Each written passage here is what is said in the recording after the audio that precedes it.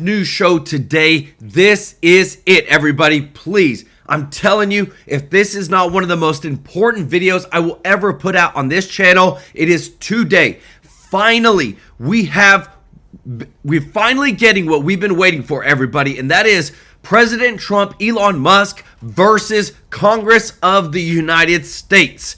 This is about to go down, and it's officially one of the biggest battles between the deep staters, the elitists, the rhinos versus Elon Musk and we the people, guys, actually being served from our congressional representatives. Let me know your thoughts in the comments, because Elon Musk said he can't hold it back anymore.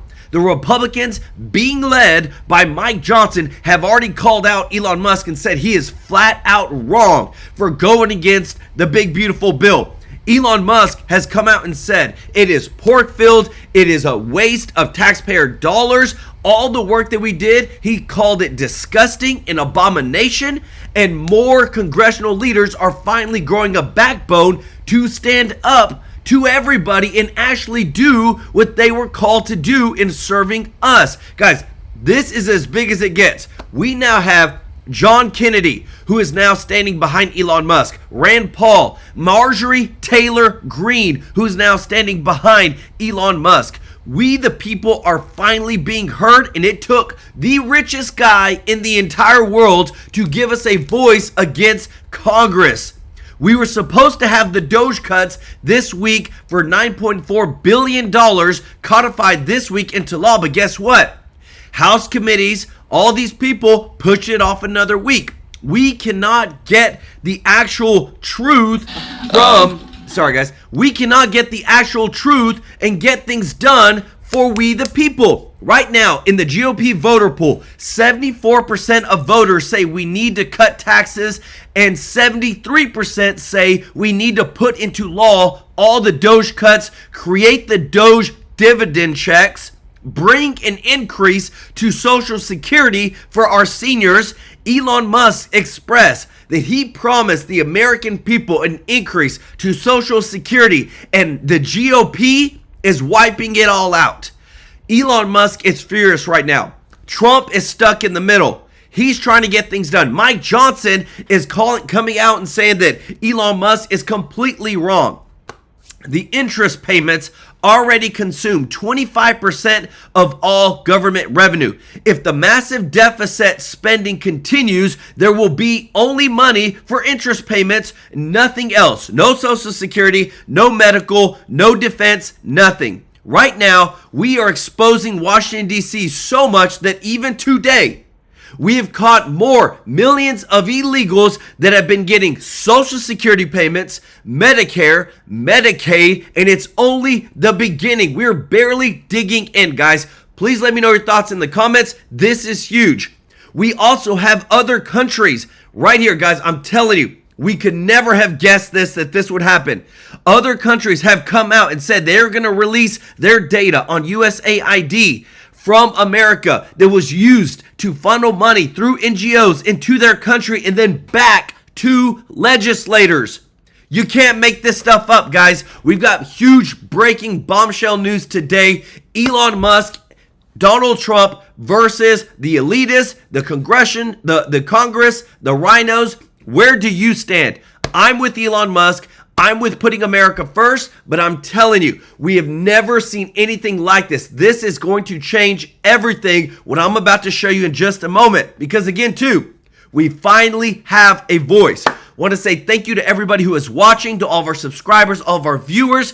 Thank you so much for your continued support. We can't thank you enough. And if you're not subscribed, please consider hitting that subscribe button so that we can serve you every day with the top news. We are living in history right now, and we want to make sure you have all the receipts, all the info, all the context. I want to say thank you to all of our members of the channel. We're so grateful that you support us every single day. Guys, we are so thankful because, again, too, we're growing our giving. You see this guy on the 22nd of every single month give back to a local charity, and with your giving in a membership or you give a super chat, we are continuing to grow that. And last month, we gave over $3,000 on this channel live to a local children's home. And this month, we're going to be giving to a local a homeless veterans home. Guys, we are making positive change with our voice, with the truth, and with your support. I already want to say T Heavy Guy already given 10 TrueLife News memberships. Show him some love in the chat. Thank you so much, Michael Hendricks, for the super chat.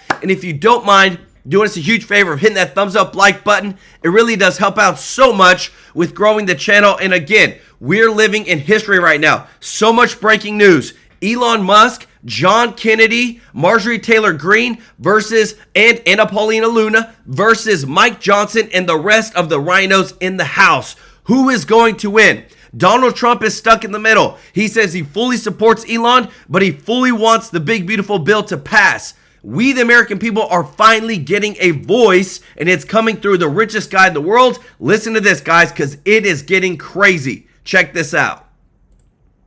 Requires the government to stop spending money, which I think Trump gets, but Congress doesn't, which is what Elon was talking about today when he tweeted this out, saying, quote, "I'm sorry, but I just can't stand anymore. This massive, outrageous, pork-filled congressional spending bill is a disgusting abomination. Shame on those who voted for it. You know you did wrong. You know it." Wow. And so does Rand Paul. I'm just not going to take responsibility for the debt. The debt has always been a Democrat problem and a big government problem. Once this bill votes and this debt ceiling goes through, the debt is owned by the GOP, and there is no more campaigning and saying this is the Democrats. It will be owned by the Republicans, and I think that's a huge mistake. That's the last part of this. If we can stop spending money like drunken sailors, the value of the dollar is going to skyrocket, which is going to force interest rates down, which is going to make it cheaper for Americans to borrow money to do things like start businesses and buy houses. But you know the other reason he wants to lower interest rates so aggressively? And nobody's talking about this. Because we have about $8 trillion in debt that is needing to be refinanced in the next 6 to 8 months. And Trump would like a whole lot more to refinance it at 2, 3, or even 4% rather than 5 or 6%. Because those few percentage points are going to save us $1 trillion just in interest payments. Guys, again, everything that you're seeing here, we bring the receipts. This is the actual post by Elon Musk that set off all the fire that you're about to see today, guys. I hope you got some popcorn. I hope you're comfortable because we are about to give you a show. This is, again, one of the most important shows we will ever have on this channel to show the truth. It is we the people. It is our voice against Congress, our own people that we elected because they will not serve us.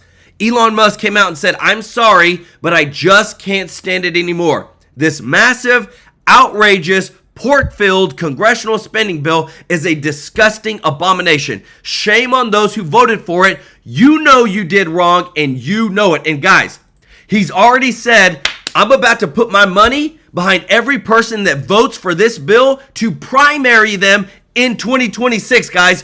This has never happened before. The richest guy in the world wants America to be so fiscally responsible. He is willing to put his money where his mouth is and primary every single person who votes for this bill. Let me know your thoughts in the comments. This is getting real. It's not a hard concept. And apparently, most of America understands this.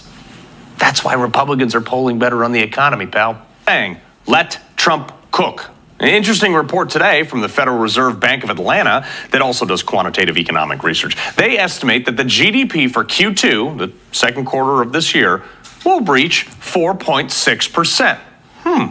That's interesting because didn't the CBO just say the opposite?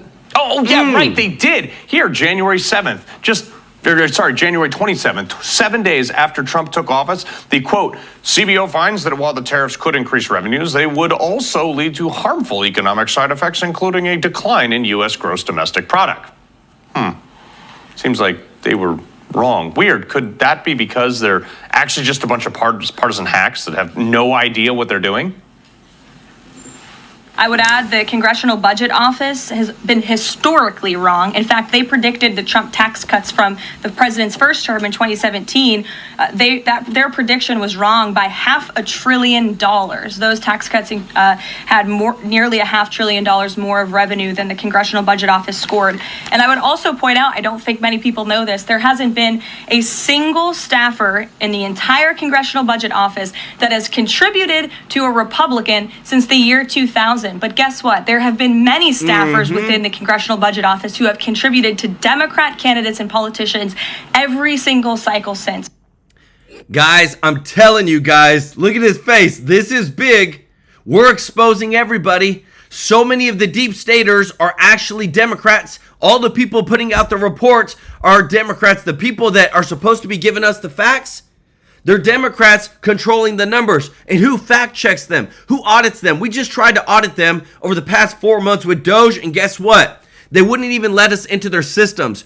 You want to know how big this is getting, guys? This is from Elon Musk himself. In November of next year, we fire all politicians who betrayed the American people. This is as big as it's going to get. If you appreciate this truth, guys, if you don't mind hitting the thumbs up like button, we've got so much more to show you because, again, things are happening by the hour right now. Stacy Jennings, thank you so much for the super chat. Let's go. Y'all show Stacy some love in the chat. Said thank you for keeping it real. Guys, it is getting so much real. Check this out. Whoops. I mean, this is huge, folks, because remember all the media piled on last quarter when GDP was negative 0.2? Trump is clearly crashing the economy in real time.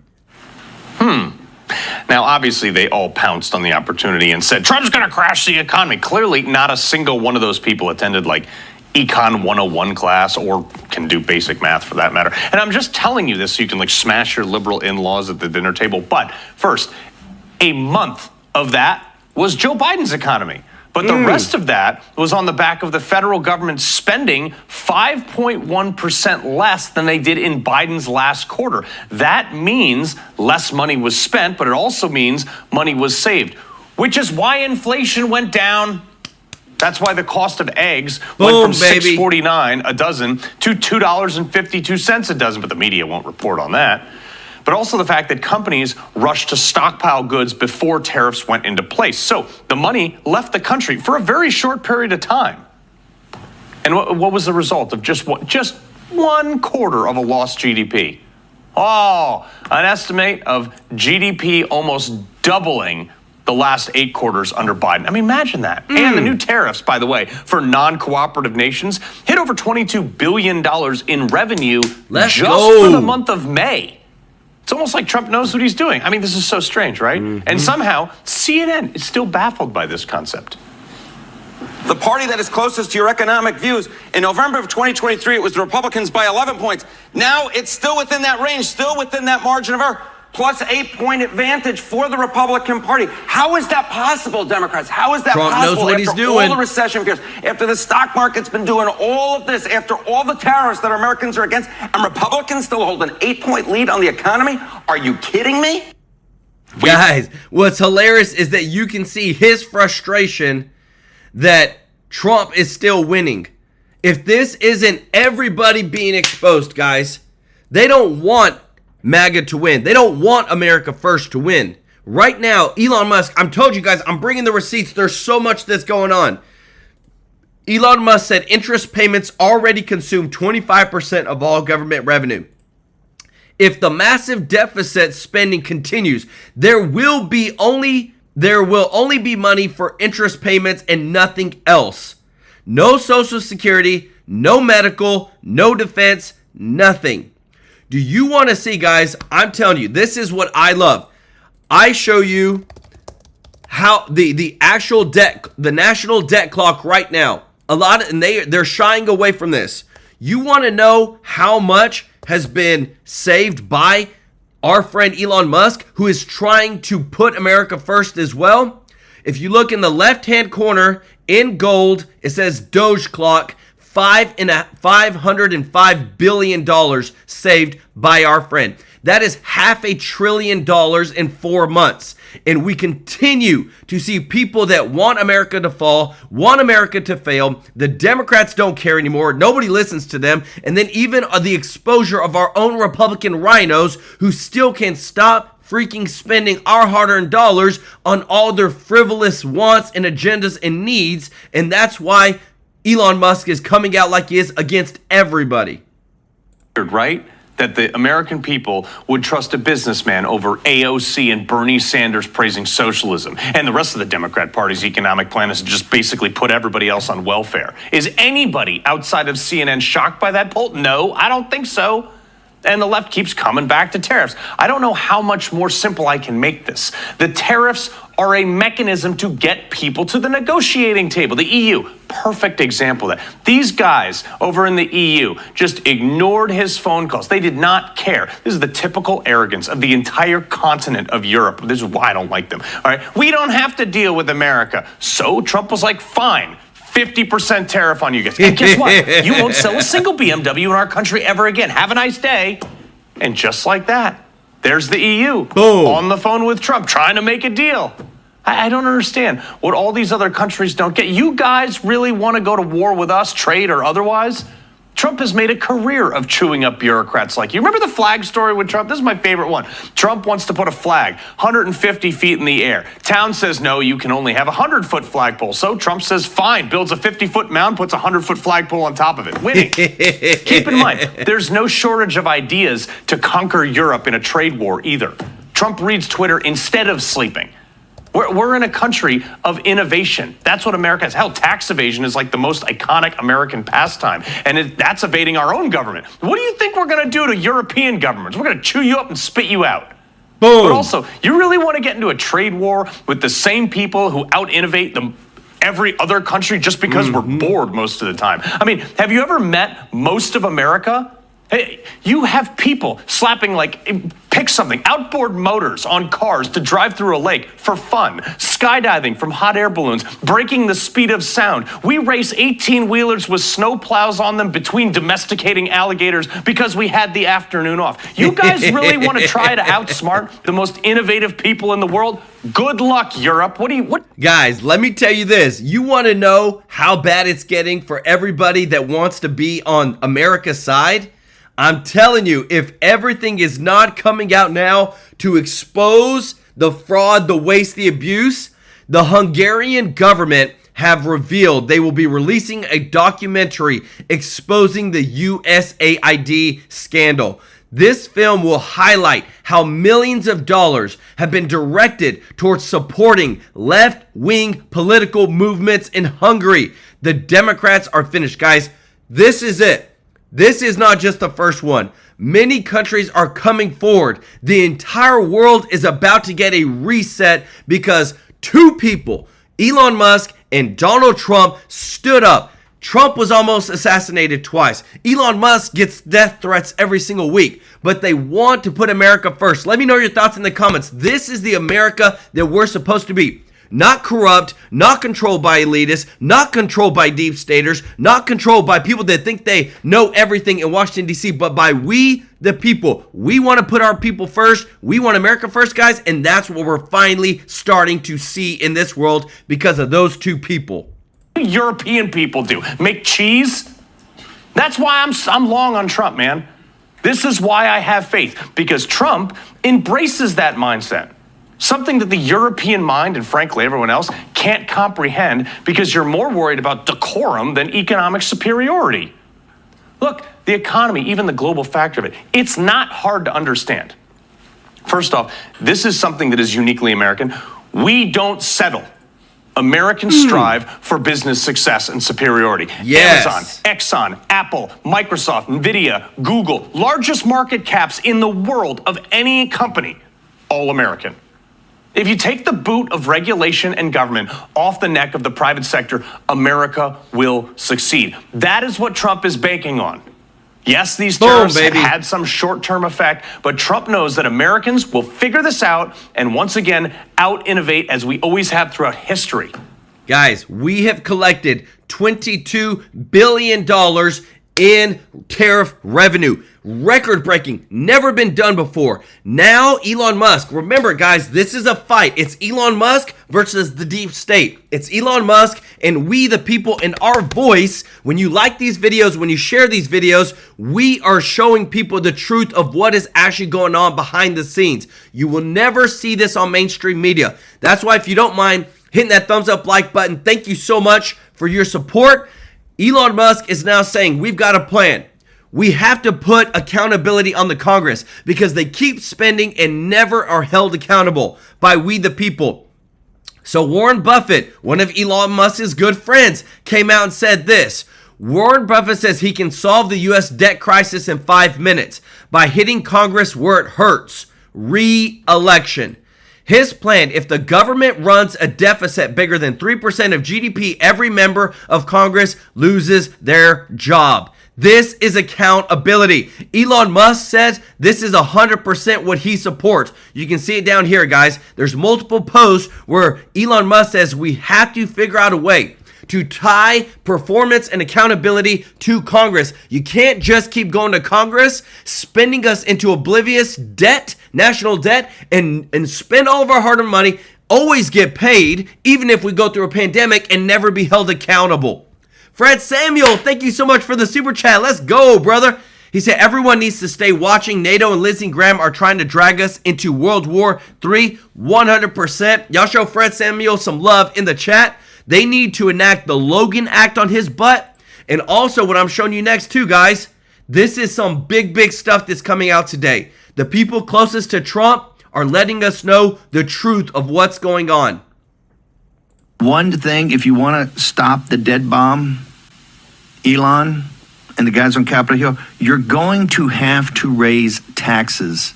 The wealthy can't get an extension of the tax cut. That's got to go to the middle class and the working class. That has to be extended and it has to be made permanent. At 40%, the top bracket of 40%, you pick them. That's got to go to 39, go back to 30, snap back to 39.5% and go to 40%. The math simply doesn't work. Have I not said this 2 billion times? And of course, all the lackeys for the wealthy. Right, here's a debt bomb. And Ron John and other people are working on I think, quite smart changes that can be made to the big, beautiful bill, but now it's in basically turmoil and chaos. So now it's time. Do we got the cards or do we not have the cards? And how do we play the cards? And how we're going to have President Trump's back. This Elon thing is exactly like I told you. This $9 billion, I'll put it up later. The $9 billion, there's no fraud in there. There's no waste. And that was all approved by Congress. Yeah, it's outrageous. It should go away. But this has all been identified for years. Where's the fraud? Where's the $1 trillion of fraud? Elon got the political class off the hook. That's how you get the big, beautiful bill. Because it turned out in Social Security and Medicaid, show me where the fraud is. Show me where the Doge fraud is. Not $9 billion of programmatic cuts that people have identified for years. Every one of those 11 items, including PBS and NPR. And I realize Russ Vought is doing this as a test case. I got it. And there's not enthusiasm up there to do it as a test case. And he's going to do pocket rescissions after that. What does it mean? It means you don't have the votes to codify these cuts. But those cuts, I have dug into what they're talking about. I haven't seen any fraud in Social Security. The 3.5 minutes President Trump went through in his State of the Union or his joint Congress, or Medicaid, or the Defense Department. The Defense Department's a festering sore of waste, fraud, and abuse. Show me the money. Where is the beef? We are in a crisis. And yes, Sam Stein said, yeah, Bannon, they was dismissed. Dude, as far as one thing, if you want to stop the dead bomb, Elon and the guys on Capitol Hill, you're going to have to raise taxes. The wealthy can't get an extension of the tax cut. That's got to go to the middle class and the working class. That has to be extended and it has to be made permanent. At 40%, the top bracket of 40%, you pick them. That's got to go to 39, go back to 30, snap back to 39.5% and go to 40%. The math simply doesn't work. Have I not said this 2 billion times? Guys, and again, remember, like this right here is not stopping. Everybody is coming out with this news that Trump's big beautiful bill was called a disgusting abomination by Musk. Mike Johnson is now working to revoke clearance and access from Elon Musk into the Congress. Let me know your thoughts on this, guys, in the comments, please. They're showing their hand as transparent as ever before. The one time that Elon Musk, and Elon Musk he's true American, guys. Patriot says we have to cut the spending. Goes against the pork-filled big beautiful bill that we all know didn't have not one Doge cut in the entire bill of 1,139 pages.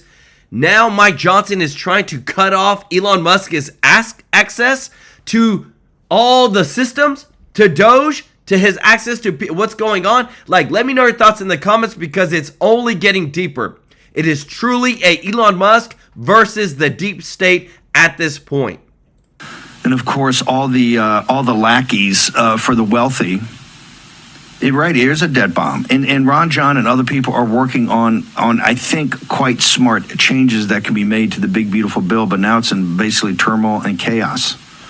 And this gets back to Polly Pockets, kind of tapping things along, and now it's coming all unwound. At the exact moment, the convergence of all of it, the kinetic part of the Third World War, the whole border situation, and the deportations and what's happening in the courts to call President Trump's bluff. That's what they're doing. They're saying, okay, your command, you got these Article 2 powers, Mike Davis, Steve Bannon yammering on all the time. You got these Article 2 powers. Prove it, because we don't think you do. We're going to delay is to deny. We're going to get our bluff called there. What are we going to do? I say step one, go full President Abraham Lincoln, and number two, when they respond to that, go Andrew Jackson. Very simple. The same with the Third World War. And right now, Lindsey Graham's over there. He's skipping around France, and he's skipping around Germany, and he's flitting around, right? He's Lindsey getting Graham, page guys. one, what he's got to do. He's basically telling people, hey, he's calling Trump's bluff. He says, I've got a veto-proof way for us to extend this war against the Russian people. That's what. You've got the mullahs, and most importantly, you got Beijing. I don't think she's burning up the phone lines to have that call on Friday. I just don't. President Trump comes out with a tweet and says they're tough to deal with, no doubt. No doubt. And they're not going to do a deal right now. I think that's pretty obvious. They're hurting. They're getting crushed.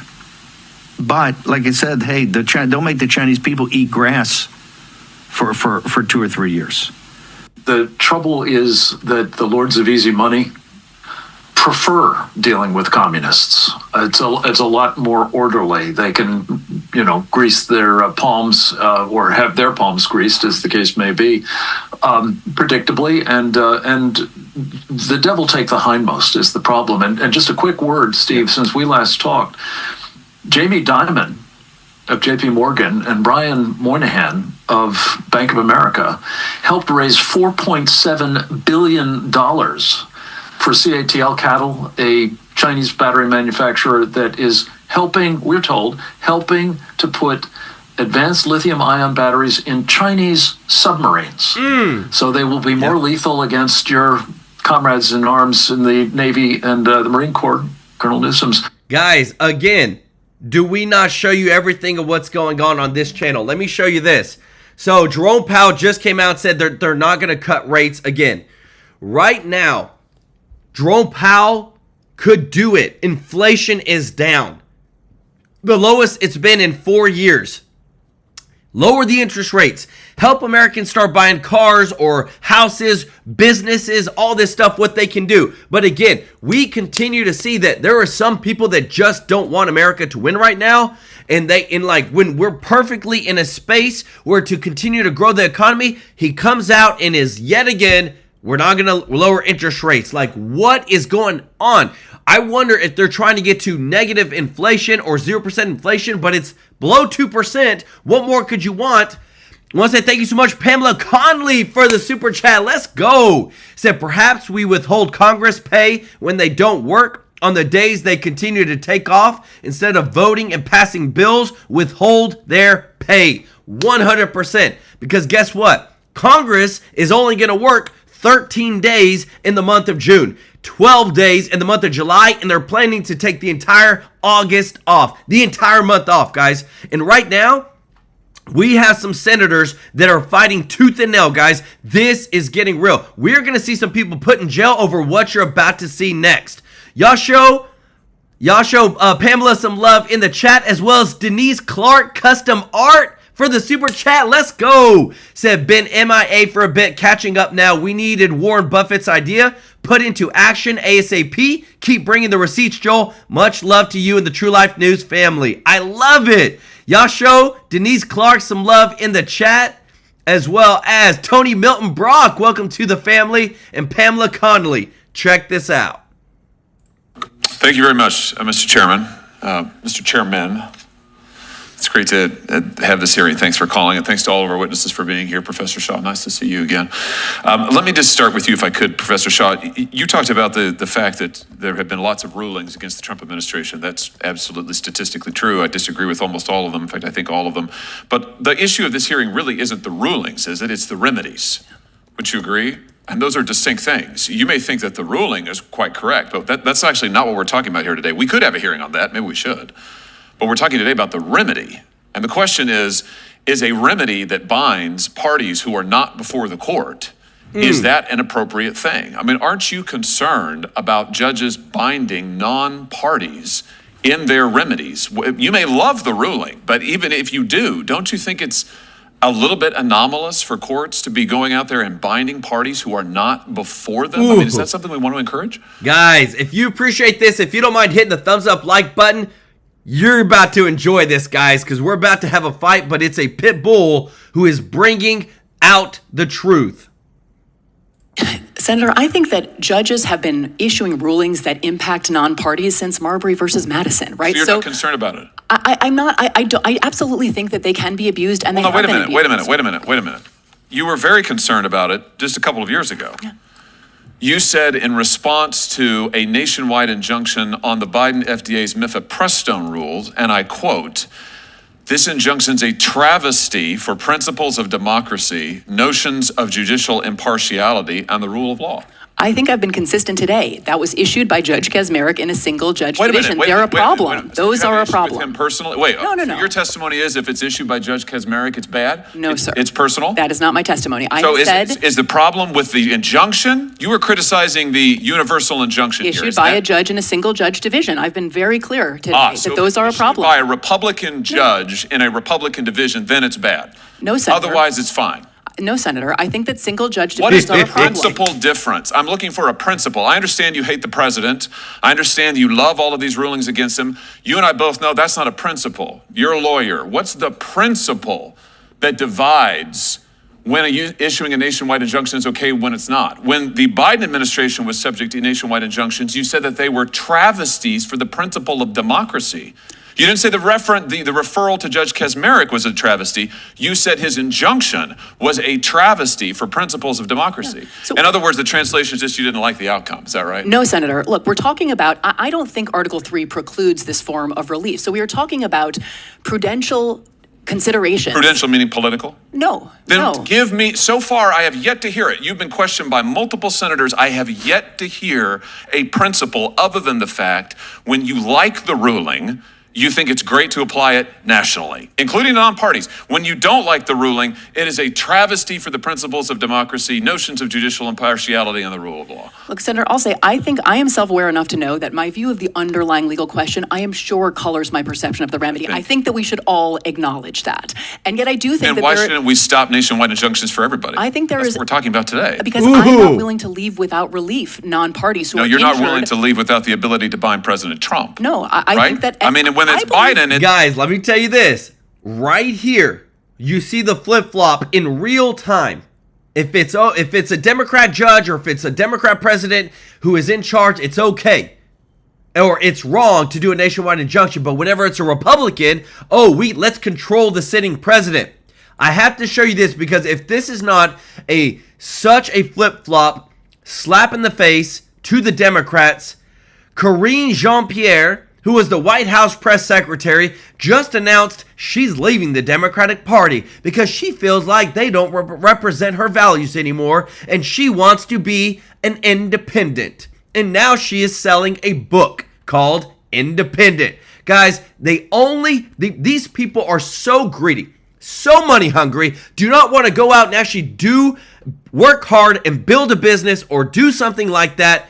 They want to continue living off the taxpayer dimes or living off their lies, and you're seeing it in real time in the congressional halls as well as in real time with what I just showed you. Let me know your thoughts in the comments.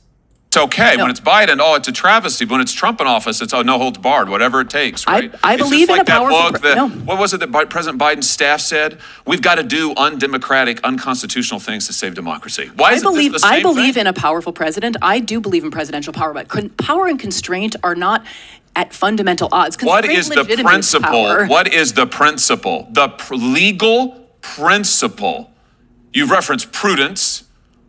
You've referenced the judges you don't like. What's the principle of when an injunction binding non-parties, which was never done in this country before the 1960s?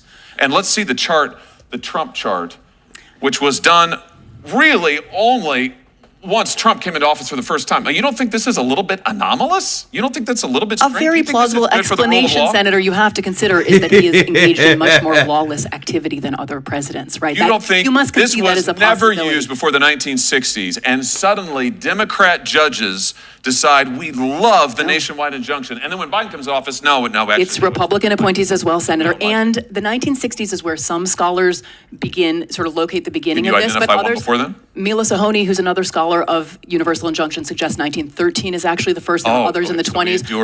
The Republic endured for 150 years before there was a nationwide injunction. Well, the federal government was doing a lot less until 100 years ago. So there's many things that have changed in the last 100 or the last 50 years. So long as it is a Democrat president in office, then we should have no nationwide injunctions. If it's a Republican president, then this is absolutely fine, warranted, and called for. How can our system of law survive on those principles, Professor? I think a system in which there are no meaningful constraints on the president is a very dangerous system of law. That's not what you thought when Joe Biden. That is not what you thought when Joe Biden was every president You is said that is not what you said. You said it Absolutely. was a travesty for the principles of democracy, notions of judicial impartiality, and the rule of law. You also said Supreme Court Senator agreed 9-0 with me on that You also case, said when Joe Biden was president, you said the idea that anyone would foreign shop to get a judge who would issue a nationwide injunction was just judges looking like politicians in robes. Again, it threatened the underlying legal system. People just trying to get the result they wanted. It was a travesty for the rule of law. But you're fine with all of that if it's getting the result that you want. So the Supreme Court agreed unanimously with me in that case, right? There was no standing. The case should never have been allowed to proceed. And the combination of parties without standing and the single judge division. We're talking. No, they did not. They did not issue a ruling on the nationwide injunction. You criticized the injunction nationwide. Listen, issued in a case where right here, guys. Again, look, I have to show you this, guys, because this is these deep staters being exposed. These people that are going out, saying all this propaganda, showing and telling everybody, teaching their students, doing these conferences, saying the Supreme Court did one thing and that wasn't even true. And most people don't fact check them. That's why your boy brings the receipts. Just like right here. This is a fight of Elon Musk. It's the pit bulls that are on Trump's team, the MAGA, the Patriots against the deep state. This right here is changing everything right now, guys. Elon Musk said, "I'm sorry, but I just can't stand it anymore." The richest man in the world, over 220 million followers on X, said this massive, outrageous, pork-filled congressional spending bill is a disgusting abomination. What you're seeing with Josh Hawley and this professor is a full-on biased, I only like things when they're done my way, and I don't truly believe in a fair and free constitutional republic. That's what we're showing you, guys. Please, I appreciate it so much when you like these videos, when you share these videos, if you don't mind hitting that like button. This is what people need to see. They don't realize that we have been controlled by elitists, by these deep staters so much. That's why we're in the state that we're in, and we can't get out of it. Want to say thank you so much, KME Multiplex, for the super chat. Let's go. And What's New for gifting 10 TrueLife News memberships. I love it. Growing the TrueLife News fam. If you got a free membership from What's New, show What's New some love in the chat. And thank you so much, Colleen Beaver, for the super chat. Guys, y'all are so amazing. Thank you so much for your support. If we're not showing you the receipts and the facts, guys, I'm telling you, today is going to be a huge fight day with what I'm about to show you next, because they are definitely throwing a lot of jabs and punches right now in Congress at Elon Musk versus Congress.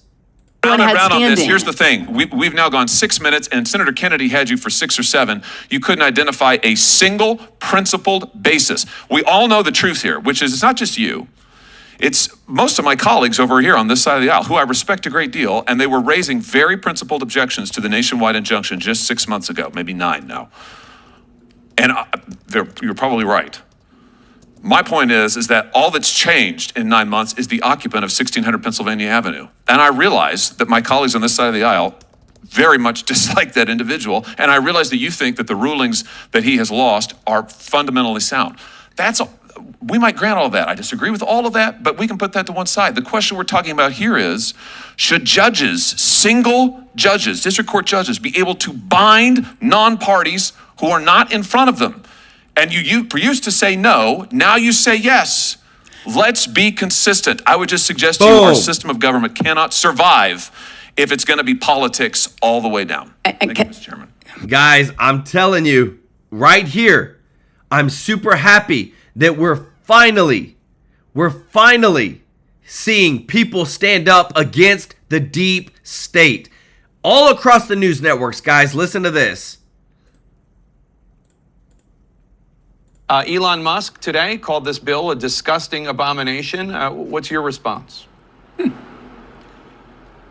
I wish Mr. Musk would stop sugarcoating it and just say what he thinks. Look, I have great respect for Elon. I think he's a smart guy. He's entitled to his opinion. This is America. Elon's frustrated. He thinks we've become debt slaves. He thinks Congress needs to relearn the magical healing power of no. I agree with his point of view. I'm just not ready to throw the towel in on this bill because I don't know what the bill is. It's going to change a lot, Jake. It's going to change a great deal. I'm for more spending reductions, but I'll vote for more spending up until the point until we run out of votes is what I'm trying to say. Elon. Right there, guys. I'm telling you. And look, it's now starting to gain steam where Elon Musk just endorsed a constitutional amendment. And let me know your thoughts in the comments. Do you support this? Which would make members of Congress ineligible for re-election if the deficit is more than 3% GDP. If they cannot control their spending with the growth of the economy in the country, you get fired. That's it. It's plain and simple, guys. Thank you so much, McGowan 1965 for the super chat. Let's go. Y'all show McGowan some love in the chat. Said if we the people have to have health insurance by law, why can't they make it where the hospitals and doctors' offices cannot charge any more than what our insurance will pay? Lots of corruption in that. We don't have time to get into that today, but I'm telling you, there's a lot of corruption even in our healthcare system that I believe is going to be exposed the more that we dig into it, the more Elon Musk just continues to unravel all the deep staters. Y'all show McGowan some love in the chat. Now we're going to listen, guys, to the Congress, because they are not pulling any punches on Elon Musk. They're literally calling him out and saying, you know what? Sorry, Elon, you're not on the team anymore because you just don't agree with us and you're doing all this. Let me know your thoughts. Great to see you all this morning. Look, our leadership team had very much looked forward to this press conference, our weekly press conference with you today, because we wanted to celebrate this historic passage of our big, beautiful bill 4 days before Memorial Day, our self-imposed deadline. And that's a big achievement, and I'll address it. But obviously, our attention has been diverted, and our our mood very much dampened by these atrocities that continue against our Jewish friends and neighbors. It's really something that's been discussed already this morning, but this attack over the weekend was actually the second time in 3 weeks that our country's witnessed these horrific acts of anti-Semitic terror here on American soil. And it was just, of course, a few miles down the road, 2 Israeli embassy staffers, a young couple who had planned to wed soon, were senselessly gunned down on the street. And the killer said, when they asked him what his motivation was, he said, quote, he did it for Palestine. This weekend, an Egyptian terrorist in Boulder, Colorado, Mohammed Soleiman, lit at least 12 Jewish people on fire. They were at a parade, an event there. He told police he wanted to kill every single one of them. And you know what he said when he yelled out during the attack? He said, free Palestine. We also can't forget that in April, a terrorist burned the governor's mansion in Pennsylvania, attempting to kill Jewish Governor Josh Shapiro and his sleeping family inside. The search warrants found that the terrorist targeted Shapiro because of, quote, perceived injustices against Palestine. There's a theme here. Why would terrorists target a young innocent couple or peaceful protesters or the governor of an American state with no jurisdiction over a war that's happening 5,000 miles away?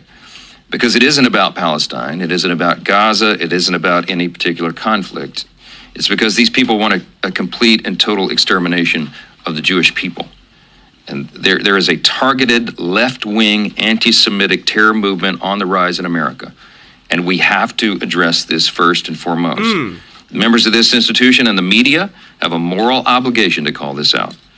We do not equivocate, as the leader said. We do not both sides this issue at all. This is very clear.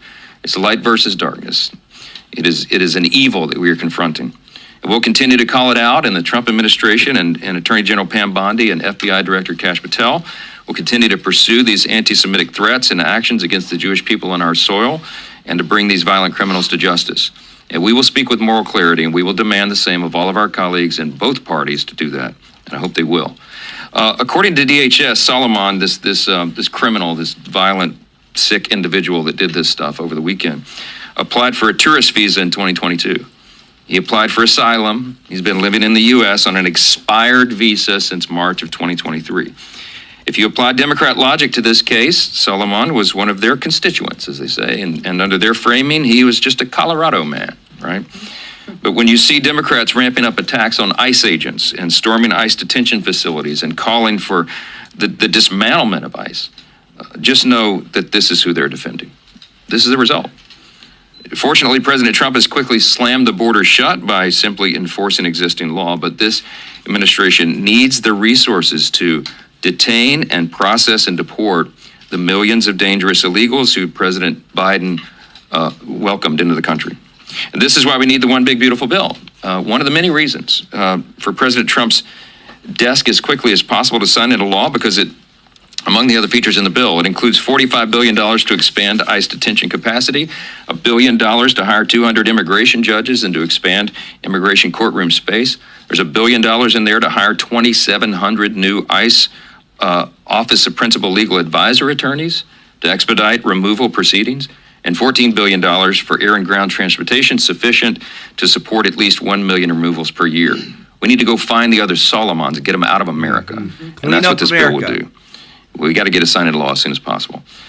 Yesterday, the House, changing subjects here, the House did receive the Recisions Package from the White House, and we were happy to receive it. It's going to claw back $9.4 billion, wasteful spending. 8.3 of that is in the foreign aid, the USAID abuses area, and $1.1 billion from the Corporation for Public Broadcasting. These are common sense cuts, and the American people are behind them. I'll tell you why. Just in the Corporation for Public Broadcasting space, don't forget, the NPR refused to cover the Hunter Biden laptop story. They repeatedly insisted that COVID-19 did not originate in a lab, and they ran stories defending looting during the Summer of Love, if you remember all that.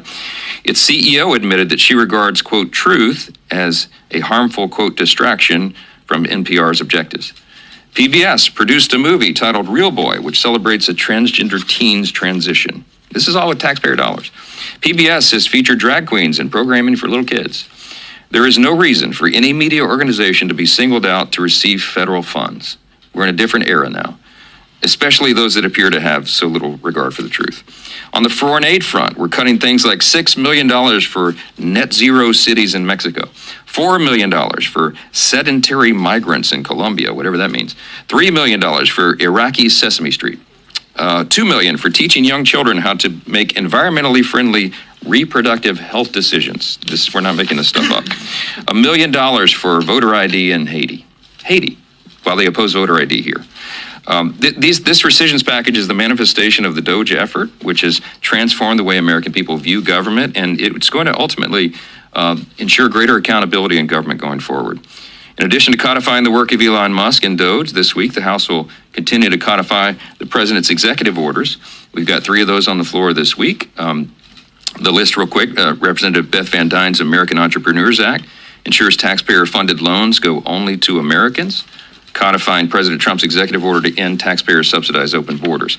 Representative Brad Finstad's Save SBA from Sanctuary Cities Act moves SBA offices out of sanctuary cities and into non-sanctuary municipalities, and it will codify President Trump's executive order to protect American communities from criminal aliens. And the last one this week is Representative Rob Bresnahan's CEASE Act, which aligns with recent action taken by the Small Business Administration to restore oversight capabilities to the SBA by limiting the number of for-profit small business lending companies. These are common sense provisions. They deserve to be signed into law, and this is a continuing series of things that we've signed into law, executive orders. There are many more to come, and you'll see the House continue that effort in earnest this week. Let me take a few questions. I can guess what they'll be. Chad. How can you explain the fact that Republicans voted for this interim spending bill back in March, greenlighting this money, and 2-3 months later, then you want to take back that money? That seems inconsistent. Well, if you're talking about, for example, this USAID money and this kind of stuff, that was approved in the CR back in. Yeah, it was. And here's the point. It's a critical point. When I met with Elon in his office back in early February, he had just gotten into. Hold on, guys. I want to bring the context so you just heard this. They voted with the continuing resolution to fund USAID. The whole fraud, scheming, corruption, money slush fund for the Democrats going to drag shows in Ecuador, going to fund elections in India, and all this Iraq and Sesame Street in Iraq. These GOP voted for that. They had the majority. Think about that. The majority back a couple months ago, and they voted to pay for all that. And now they're being called out, which they rightly should be. Let me know your thoughts in the comments. If you don't mind hitting the thumbs up like button, guys, thank you so much for your support. We will expose everybody in these rhinos, just like what Elon Musk said earlier, that, guess what? In November of next year, we fire all politicians who betrayed the American people. You will get fired. I believe next year Mike Johnson will be replaced because he is not putting America first. I want to say thank you so much, Fred Samuel, for the super chat. Let's go. He said, guys, read the book Mafia Democracy and you will understand how the deep state has been controlling everything and we have to change it. 100% love it, Fred. Y'all show Fred some love in the chat, as well as Stacy Jennings, who said if anyone else other than Congress is terrible at their jobs, they get fired. They absolutely should be fired for failure as well. And listen to this, because I'm telling you, if this is not a political answer, I don't know what is. But they're just uncovering the USAID abuses. And they went after USAID first for their review, their audits, because USAID screamed the loudest, opposed the loudest of this accountability measure. And so they effectively put, the scrutiny target on their own backs. And Elon and I were in his office late one night. We were talking about this, and I said he had finished USAID. They were just starting on Social Security.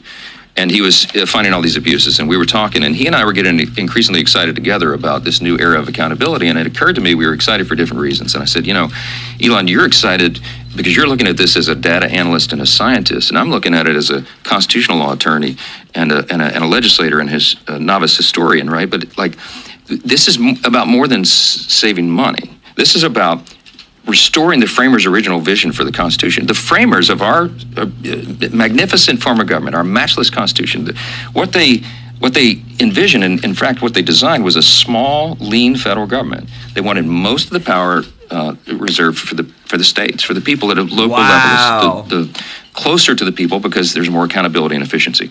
And so the Doge effort overall, what it does is it restores the framers' vision, because what Elon was able to do, what he's been able to do, what Doge is able to do, its lasting legacy, is they cracked the code. They got inside the belly of the beast. He was inside the bureaucracy of the agencies with his algorithms, crawling, finding all the irregularities and the abuses. He did something we had never been able to do before, Chad, not as long as I've been in Congress in 9 years and not for decades. I told Elon that night, I said, you're doing something that we were not capable of doing. We've tried to perform our oversight responsibility, but Congress has not been able to get the things that to uncover the abuses that you found. Congress is in charge of the purse, and you just heard him say we tried to execute our oversight capability. No, you didn't. You're such a liar, bro. Like, this is what blows my mind, is that he's the leader of the House. He's supposed to be bringing things to the table, putting American people first. He is lying, and because he will not grow a spine to actually put Americans' hard-earned tax dollars first.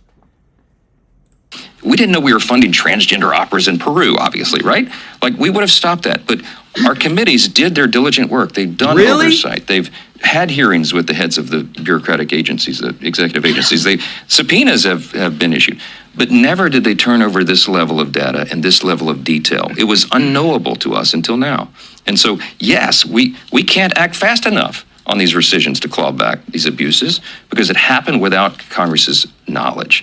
And that's a really important thing to point to. And look, you give credit where credit is due, and I credit Elon and the Doge effort for doing that. Doesn't that undercut Congress? I mean, if that was Congress... No, Chad. I understand the uniqueness of his situation. Yeah, but what it's going to do, the lasting legacy of this, and the reason it's so important, and the reason they deserve accolades, is because they have done a reset in Washington. Now, everybody knows what the abuse is, not just Congress, but the American people. And we'll be able to demand and ensure greater accountability going forward, and that is a huge innovation. Back row, yeah.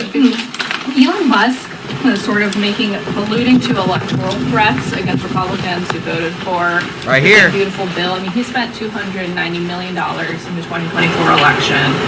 How much of a threat is this to keeping the majority in 2024? Look, let me just address the Elon controversy and tell you that I consider Elon a friend. He's obviously brilliant.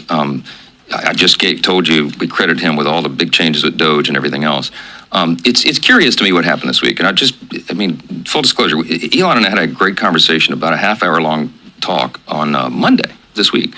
Monday morning, and we talked about the big beautiful bill, because I think he was trying to make a joke a couple of days earlier. It can't be big and beautiful, and I started the conversation. Oh yes, it can, my friend. It's very beautiful. So we talked about all the record level of savings. My friends, no government in the history of mankind has ever cut $1.6 trillion in a piece of lit. Lies, guys. I'm telling you, I bring you the context. It's 1.6 trillion over 10 years. That means that's 160 billion a year. That is, you know what we spend every single year, what our budget is right now? It's like 7 trillion. So think about it. It's just at about 2%. Only 2% of our actual spending is what we cut. This is politics at its best.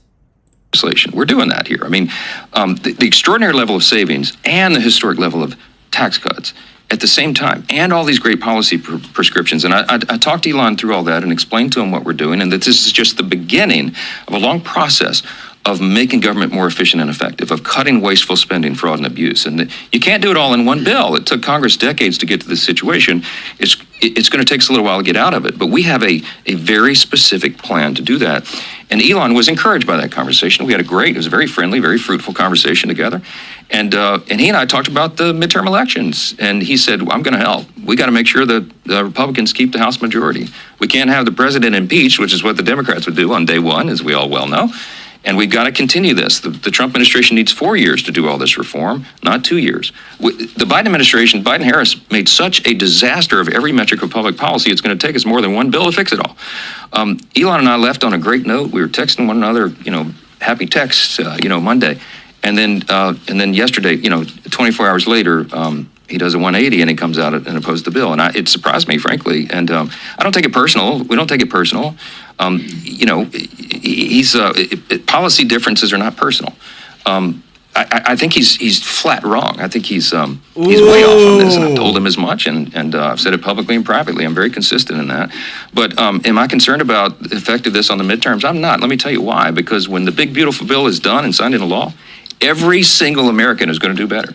This bill is geared for middle and working class Americans, and they are going to feel the effects of it, and they're going to feel it before the midterm elections. So I have no concern whatsoever. I'm absolutely convinced that we're going to win the midterms and grow the House majority because we're delivering for the American people and fulfilling our campaign promises, and we'll see how that happens. Second row, right here, yes, ma'am. You voted Guys, I want to show you this because, again, Mike Johnson can say whatever he wants, but when Elon Musk says I can't stand it anymore, this massive, outrageous, pork-filled congressional spending bill is a disgusting abomination. That doesn't sound like the conversation that he and Mike Johnson had, that he posted this 24 hours later. And what I love, too, is that, again, what did he say? Mike Johnson said that he was going to support the midterms and the Republicans. What does he say now? In November of next year, we fire all politicians who betrayed the American people. This right here, guys, is there's always going to be a lot of politicians speaking. There's always going to be a lot of politicians that say one thing and do another. And this is why we bring the receipts, guys. Let me know your thoughts in the comments. If you appreciate this, let me know. Because again, too, where do the people side at? Look. All the polling, I love showing you things and then bringing polling from other news networks just to show you what we're showing you is the truth. Look at the net favorable rating among GOP. The favorable rating of Trump, 79%. Musk, 63%. Johnson, 46%, and Thune, 30%. That shows you where people of America are putting their trust in. Republican voters, they don't care. They don't care. I mean, look, cut taxes, even if the deficit increases. You know, you go back 33 years ago, it was just 22% who said cut taxes, even if the deficit increases. But the party of fiscal responsibility is no more. Now, 74% of Republicans say cut taxes, even if deficit increases. So if Donald Trump, more popular than Elon Musk, sticks his neck out, the Republican voters will absolutely be with him because they believe cut taxes, even if deficit increases, quite different than the way they were in the early 1900s. Guys, again, everything is changing right now, and I want you to listen to our girl MTG because, again, everybody is starting to break rank and expose the rhinos, and we're seeing the true patriots, the true MAGA people. Listen to this. MTG, what is Doge going to do about USAID? Great question, Eric. I had a hearing on USAID just a few months ago, and our recommendation from my Doge subcommittee is that we need to completely defund USAID and end the program altogether. USAID has been on record, and there's facts that prove it. They have meddled in many foreign countries. They've meddled in foreign elections. Yep. I would say they're involved in foreign wars. This is not aid to help people that are, say, hungry or sick, or that's what a lot of Americans think of when they hear the word USAID. But no, this is actually an organization that has been used in all the ways that we're sick and tired of. And I recommend, as the chairwoman of the Doge subcommittee, we need to defund it altogether and we need to end USAID. Who is the ranking member on the Democrat side of the Doge subcommittee? Her name is Representative Stansbury.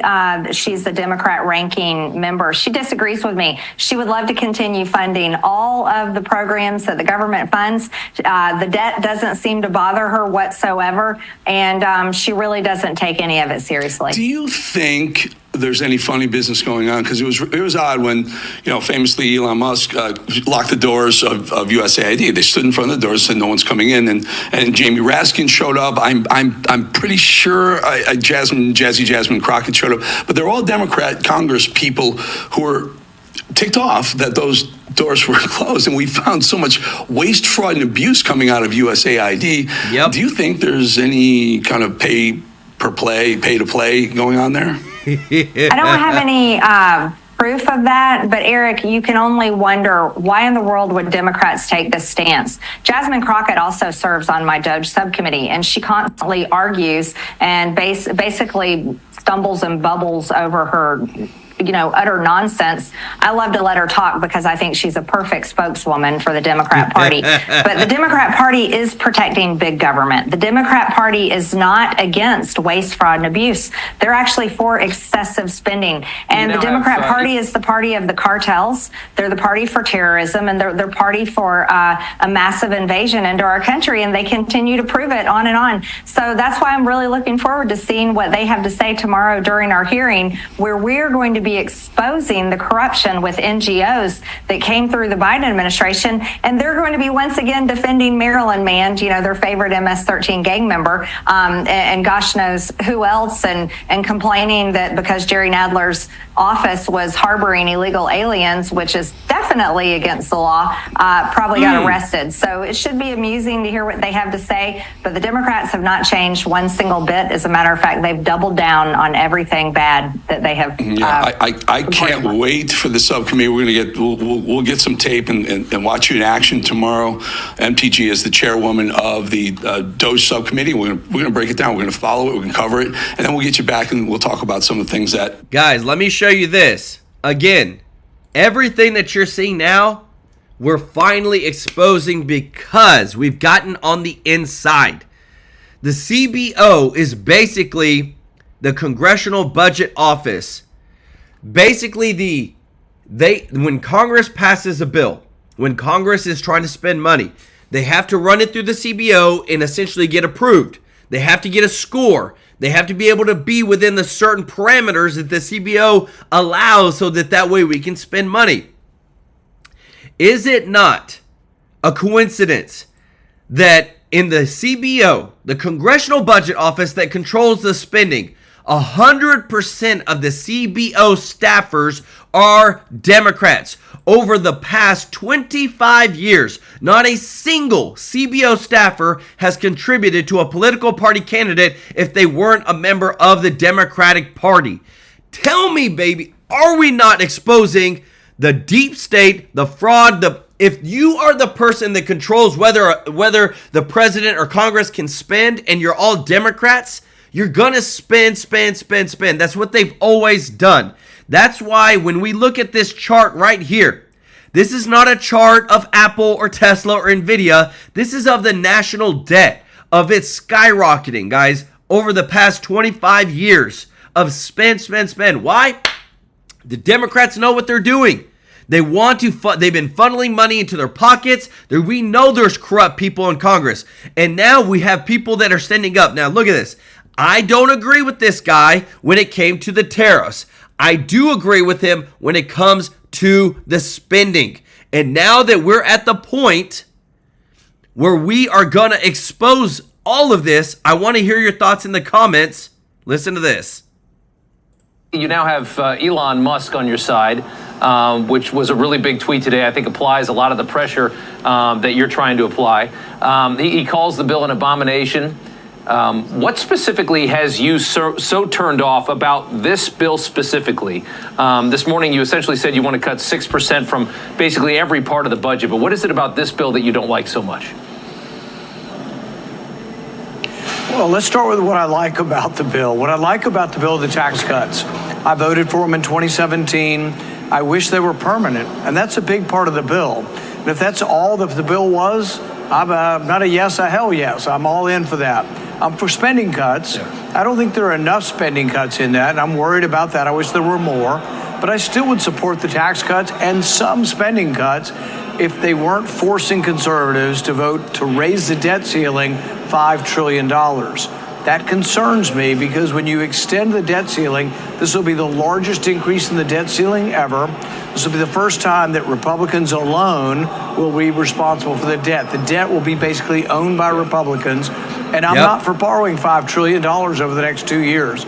I've told the president if they will separate the debt ceiling vote out, they very may well have my vote on this. But so far, the negotiations are slow. They seem to be picking up a little bit in the last couple of days. So I'm still hopeful that we can come to an agreement. I mean, fiscally, I watched you on CNBC this morning. You didn't say one thing that I didn't think was very sympathetic. I thought you made a lot of great points. I know you're getting hammered by the president for this, but I don't inherently think that you're wrong about what you're concerned about. I don't think you're wrong about the size of the government and how much we spend. I also think that I watched Besant on Face the Nation on Sunday, and I thought he was very pragmatic as well, that he just basically said, listen, everything, all spending in Washington got shot through the roof. We didn't get here overnight. They're trying to cut it down in a very pragmatic and stable way. And it sounds like you want to just take a machete to the size of government and the spending of government. I can appreciate that, but does the Treasury Secretary have a point? Well, you're right. You're right. Remember, guys, again, I am for cutting spending. I'm for being fiscally responsible. But what I'm not for is that just 2 months ago, this same GOP that talks about putting America first passed a continuing resolution funding USAID, funding a lot of these corrupt things that we have found. And they have yet to codify any of the Doge cuts. They have yet to even add any of the Doge cuts to the big, beautiful bill. So when Elon Musk says he saved almost $200 billion, but yet none of the GOP wants to actually put it into the big, beautiful bill to make it into law, that's the problem that I have. And that's why I'm for what you're about to hear next. Well, you're right. I do want to take a machete to it, but I'm willing to take less big or a big scalpel, if that could be the metaphor. The thing is that the bill doesn't have to have everything in it that I want, but I do want to cut spending. The reason that I can't vote for it is the debt ceiling on there. So if you take the debt ceiling off and you say, are you for the tax cuts? Yes. Are you for spending cuts? Will you vote for it if you don't get everything you want on the spending cuts? Yes. So the thing is, it isn't that I'm objecting to too little spending cuts or to the tax cuts or to the CBO. What I'm objecting to is I do not want to be responsible, and I don't want there to be no conservative opposition to the debt. Raising the debt ceiling $5 trillion implies, and almost always means, we're going to borrow $5 trillion that we don't have in the next 2 years. I'm not for that. That's just not conservative. I completely understand that. Is there any way to do this, though, without raising the debt ceiling? As it is? No, the debt ceiling has to go up. The debt ceiling has to go up. So I offered an amendment 2 weeks ago to let the debt ceiling go up $500 billion. That sounds like a lot of money, but that's about 3 months worth of borrowing because it's literally out of control. Our interest payment is $1 trillion. We borrow over $4 million every minute. We borrow $6 billion a day. So something has to be done. And so I would offer to raise it $500 billion. Everybody says that only lasts us 3 months. Precisely. Come back to me in 3 months. Show me what you've done for the taxpayer. Show me what you've done to the debt. Show me how you're cutting spending, and maybe I'll give you a little more in allowance. I think the debt ceiling should be like giving a teenager their allowance. And frankly, Congress is less reliable than most teenagers and more profligate in their spending ways than most teenagers. So they should have a very short leash. The president wants the opposite. He doesn't want to think about the debt ceiling. He wants to be done with it. Don't bother me with it. It's making me mad. It's gonna bother me, and I don't want to mess with it for 2 years. I would mess with it every day. I would mess with it at the minimum 3 months, 6 months, because it is the leverage that you can use to say, have you done your job? You promised me, not the president, I'm talking about congressional leadership here. Has congressional leadership kept their promise to cut spending? If so, I'll let you borrow a little bit more money. How about 3 more months? But they have not deserved our trust. They are not typically honest about the decisions up here. And so they do not deserve $5 trillion worth of borrowing. You're in the minority here, though, right, among Republicans. Most of them are ready to vote for the big, beautiful bill as it stands. So how do you hold a line here? How do you win, I guess, is the question. That's a big one, guys. All it takes is 4 people. Ron Johnson has been pretty loud on TV. There's a couple more that I think may be coming forward. As they come forward, if 4 of us say we don't want the debt ceiling on it, they'll take it off in a heartbeat. All it takes is 4 of us, and the debt ceiling's gone. All it takes is 4 of us to say we want spending cuts. Ron Johnson's been talking about spending pre-pandemic. That would virtually balance the budget. I don't know if we can get there, but I'm all for it, and I'll stick with them as long as we can. If there's 4 of us, we make it smaller. Why would anybody in the country not be rooting for us to make this make the debt less onerous, make the spending less. This is what conservatives have always been for. Doesn't mean we're against the president. I'm trying to help the president. Guys, again, we are seeing the literal exposure of the deep state right now. Mike Johnson, the rest of them, they do not want to cut spending. They want to increase it. And you know, every time we increase the national debt, they spend. They find something to spend. They are like a teenager with a credit card with no limit and no accountability. And it stops now. And we're finally getting the support from the richest man in the world, Elon Musk, to make that happen. If you appreciate this, if you don't mind hitting the thumbs up like button, want to say thank you so much to everybody who is watching, to all of our subscribers and viewers. We appreciate you so much, and we can't thank you enough for helping us to grow our channel. And if you're not subscribed, please consider hitting that subscribe button, hitting that thumbs up like button, so that we can serve you every day with the top news. So much is going on, and you know, guys, we bring the receipts. We love you so much. Thank you for all your support. To everybody that is a member of the channel, want to give some love to Kathy Brewer for gifting 5 TrueLife News memberships. Y'all show Kathy some love in the chat. And if you got a free membership, and thank you so much, Chip Trap, for the super chat, as well as B1 Sly One, who said best chat on community on YouTube. Appreciate you, brother. Keep dropping those receipts. Let's go. I love it, guys. Show them some love in the chat. We can't do this without you. As we continue to grow, we're so close to 200,000 subscribers, and it's all because of you. We want to grow this community. We want to grow the truth, and we want to make sure that we hold these people accountable. Our voice is being heard, and I'm just so thankful. I want to give some love to those that have given today. Remember, this month we're going to be giving to a local homeless veterans home that helps people that are veterans that don't got nowhere else to go. Let's get back, help them get back on their feet, guys. I'm super happy that we're continuing to grow our giving every single month, because we do, remember, on the 22nd of every single month, you're seeing this guy donate live on stream. I want to give some love to T Heavy Guy, Stacy Jennings, KME Multiplex, Donna. Thank you so much for the super chat. Fred Samuel, Tony Milton Brock, welcome to the family. Denise Clark, Custom Art, thank you so much for your support. Pamela Conley, What's New, Colleen Beaver, McGowan 1965, Stacy Jennings, Chip Trap, Kathy Brewer, B1 Sly One. Y'all show them some love in the chat. Thank you so much for your support. Don't forget, we're almost sold out, guys, of all of our t-shirts. Grab you one. They're premium material. We give a part of this sales to this helping in our giving, and it means so much to us as you continue to support us. We love you, appreciate you, and we'll see you in the next one. Take care. Bye-bye.